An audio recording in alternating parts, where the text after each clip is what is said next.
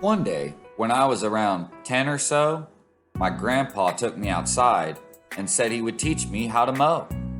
I was so excited, but a little scared for my toes. I was in for a ride, little did I know. When we started, he went and rode along with me, all around the edges marking the main territory.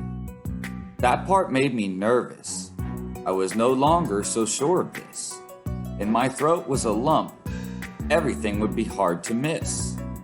I might hit a tree or a stump, find a bee or run over a stick.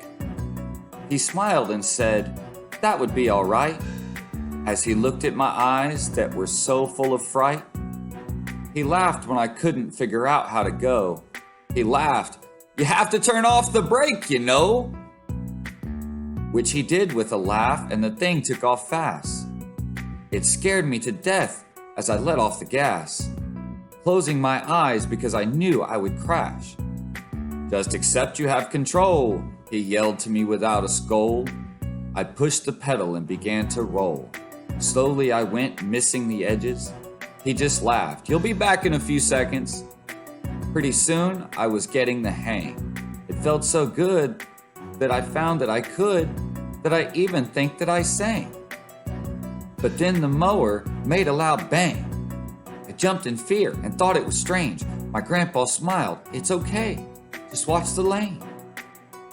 Too bad my legs were still a little short. It made pushing the pedals awful hard work. It was more of a workout than even my sports. My legs did ache and my knees began to hurt. I didn't know how anyone could keep up this mowing thing. This seemed like a ton of work to have come around every spring. I told my grandpa I could do no more. My ears did ring and my legs were sore. He told me to do a little at a time, even if the minutes are few, that it would be fine. If we did more in a day or two, then a little more and more after that, next thing you know, we'll be done. It's a fact. When we do finally get to that time, we will have to start back where we began, as it will have grown back in size, which shows perseverance of life across the land. And with patience and perseverance showing in the palm of your hand, you will always get where you are going, because you know that you can. What did you learn from this story? The person in this story shows a lot of perseverance. Sometimes when you might try something, you might think you're not very good at it. Maybe you decide that something's too hard or it's too scary.